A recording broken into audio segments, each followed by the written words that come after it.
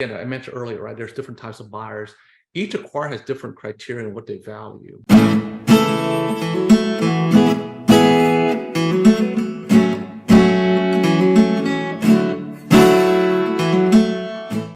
Like Yeah, everybody, yeah, this is an easy high ticket service businesses in general, not just digital marketing agencies, but they're very easy businesses to burn out on because you're so intimately tied to your marketing and deliverables as where, um, if you sell e-commerce stuff, it's not like you're shipping the stuff every single right, time somebody orders it. right. So what you want to do is sell it on, again, it makes it again, think about the buyer, right? Risk management. If you're still trending upward, they still see for upward momentum, right? So I'm going to sell when it plateaus, or worse, it does this.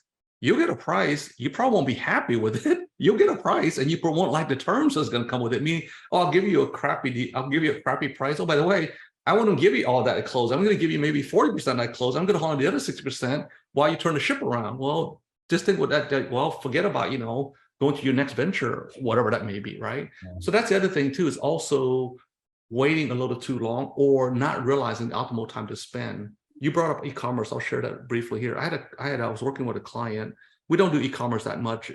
Agencies and tech is the predominant thing, but occasionally we'll sell, we have a couple of e-commerce deals in the pipeline. So in e-commerce, here's what happened, right? They want to sell after the holiday season because they want to capitalize the holiday season. What do you think is going to happen after the holiday season in an e-com business? Yeah. Nosedive. Again, how many buyers do you think is going to buy a business that's dropped 90% from the last 2 months? Very few. Think if they know it's seasonal, most buyers are not that adventurous, right? So you do want to be buying when it's trending upward. Okay. Because most people think buying a business, selling a business like a house. At a macro level, yes. Beyond that, it's very different. Here's why. When you sell a house, you turn the keys over, unless it's a really weird real estate transaction, you're pretty much out of that house. Emotionally, you may have memories of the house, whatnot, but you pretty much move on that house. Most of the businesses, even if they basically don't want you around long term, there's a transition period. Yeah. Right? Why is that important? Well, if you're so burned out that you don't want to run anymore, you're not going to want to stick around during transition. Well, no buyer in their right mind is going to buy a business unless you want to stick around and help support it, at least for And then you end up, by the way, for those of you guys, like the whole, the anti-reason for starting is you end up being an employee for someone else, where they say you got to work for me for the next 2 years. And as Alex mentioned, you got to like right the ship before I'll let you loose. And then you're like, you end up being like having these golden handcuffs where you've got to, Yeah. So for us, what we do is an ideal situation for us is the seller, they want to move on. Like some of our people that sell the agency, they sell it, as one reason they sell us, they have a lump sum so they can start the next venture. It depends on where they're in their life, right? They're in their 50s and 60s. It's probably going to fund their retirement, or at least the majority of it. In their 20s and 30s, they're young enough where they're, they want to like we have one client right now, they're looking at selling the agency. They're two, and then they're looking at either taking that and funding a tech venture, so that way that's a pretty significant amount of startup capital, right? Or basically, go, basically become more of an investor versus, somebody running the business. So that's another one right there, is also, being clear on like when's the best time to sell, right? Again, you could always sell, but the time to get the best price is when the business is trending upward. And then the third thing is, I would say also, it's not really understanding, the minds of the acquirer. And here's what I mean, right? Because if I'm an acquirer, so let's role play for a second. Again, I mentioned earlier, right? There's different types of buyers. Each acquirer has different criteria and what they value. Like an investment fund is going to be more adamant about your stuff being really strong on processes and everything, mainly because they're unlikely to want to keep you around. Yeah. Right. Many investment funds usually have their own team or something. Again, I'm making very broad statements here, but there's some that want to keep you around. So they're probably going to be drilled down a lot more in your processes and, and that and all that. Whereas if somebody's buying it with the intent of stepping in to run the business, we call those owner operators. Like they're buying it and, they're taking your place of running the business. Yeah. Those, the process is going to be just as important. But then they're going to be looking at more like, okay, what's a way for me to recoup? Because it's a lot of time it's their money. An investment fund is usually somebody else's money. An owner operator, like an individual buyer, is going to be more their money, right?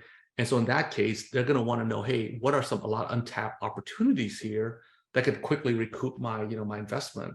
Because that's, a lot of times it could have been their retirement money.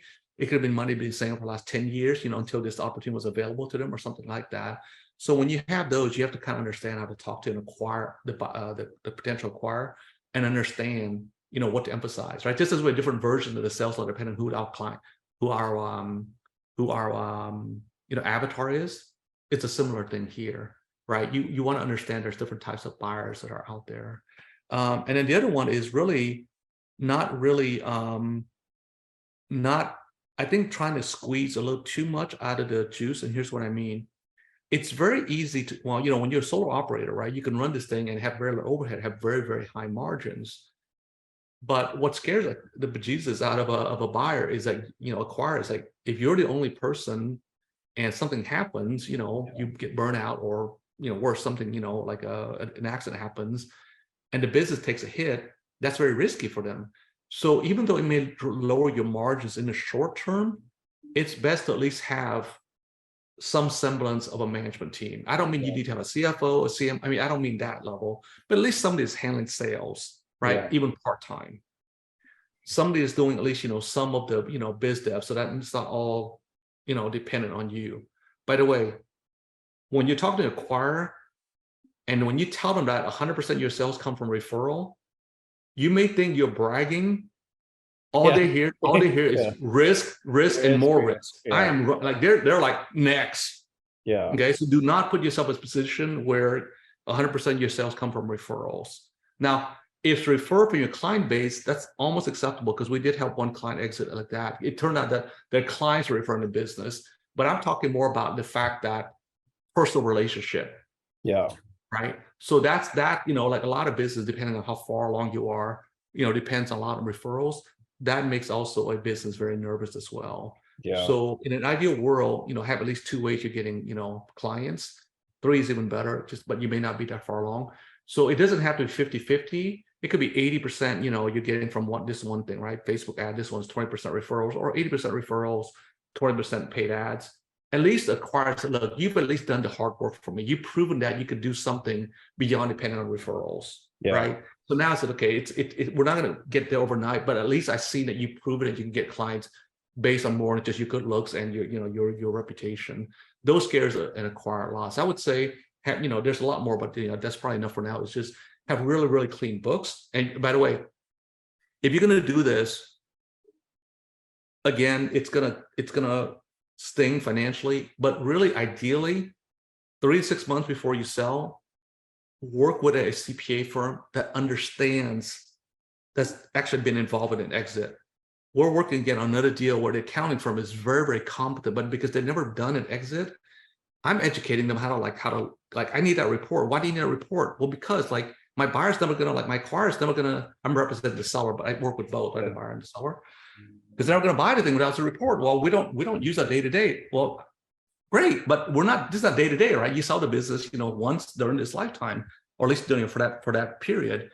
And so that's the other thing, right? As you basically improve your financial records, work with somebody that's at least has had some experience, been involved in an exit.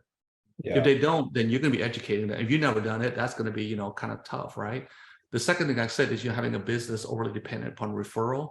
And then the third one is really, selling a business when you feel like, hey, I'll do this when I'm burnt out, or when the business not doing so well. Well, now the business not doing so well, most buyers are probably not pay you a premium. So yeah. Guys, if you like this video, you're also going to want to grab some free bonuses, which you can get at our website, Beyond Agency Profits. To make it easy for you, I've put the links to it in the description of this video, as well as pinned in the top comment. And we've got a couple of awesome things. This is what you'll get after you sign up. You get some of our best training, how we're closing clients over Loom videos, how we sometimes sign clients that is not a misprint for under $5 US, how to demonstrate your value in amazing ways, trainings, how to have your clients write the best copy of your life, how we're closing without phone calls, campaigns that we've generated for clients that have done over $100,000, as well as scripts you can use to get conversations going with clients in under 10 minutes. All you got to simply do is go there, enter your name and email address, and then this is what you'll see on the other side. So if that's interesting to you, make sure to click the links below, and I will see you on the other side.